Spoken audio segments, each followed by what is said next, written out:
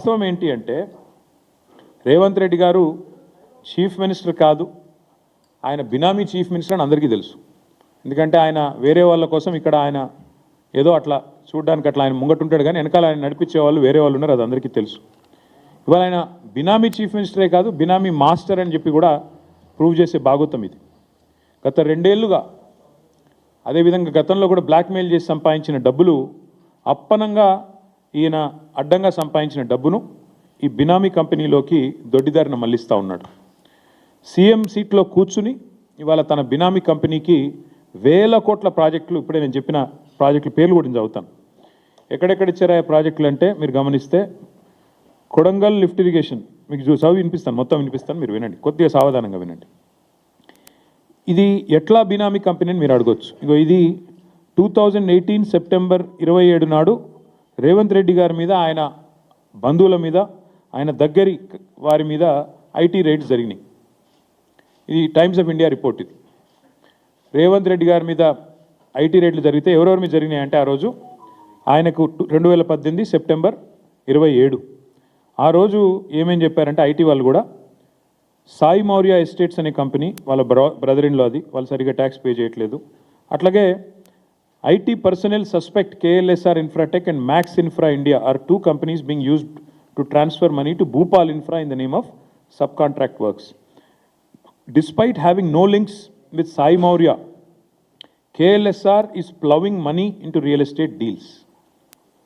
ఈ KLSR Infra అనే company ఎందుకు బినామీ అంటున్నా అంటే ఇదొక ఆధారం. ఐటీలో ఆనాడు ఐటీ రేడ్లోనే స్పష్టంగా వారు అనుమానం వ్యక్తం చేసి కంపెనీ బినామీ అని. ఇక రెండో ఆధారం, రేవంత్ రెడ్డి గారు తిరిగే కారు ఇది. ఆయన ఫోటో చూడండి, ఇందులో కారులో ఆయన ఉన్నాడు.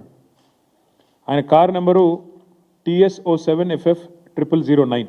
ఇది ఆయన ముఖ్యమంత్రి కాకముందు తిరిగిన కారు. ఈ కారు ఎవరికి రిజిస్టర్ అయింది అనుకున్నారు? ఈ కారు ఎవరికి రిజిస్టర్ అయిందయ్యా అంటే రిజిస్టర్ అయింది KLSR Infratech అనే కంపెనీకి. ఆయన తిరిగే సొంత కారు, ఆయన వాడే సొంత కారు. ఆ కారులో ఆయన ఫోటో కూడా ఉంటుంది చూడండి. సో అంటే దాదాపు ఇది 2.5 కోట్లు విలువ చేసే కారు, ల్యాండ్ క్రూజర్. ఆ కారు మరి KLSR అనే కంపెనీ ఈయనకెందుకు కొనిచ్చింది అంటే ఐటీ వాళ్ళు సమాధానం చెప్పారు.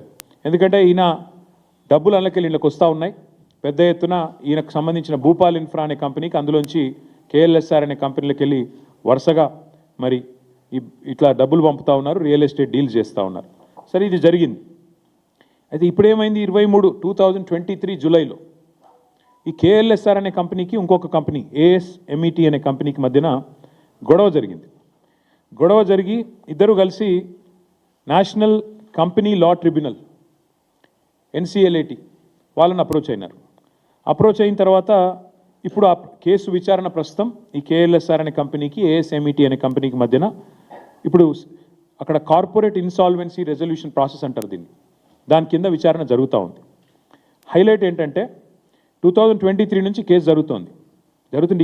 ఈ కంపెనీ ఎంత దుర్మార్గమైన కంపెనీ చెప్పడానికి రేవంత్ రెడ్డి గారికి ఎన్ని అపసవ్య బుద్ధులు ఉన్నాయో ఈ కంపెనీ నడిపే వారికి కూడా అన్ని అపసవ్య బుద్ధులే ఉన్నాయి.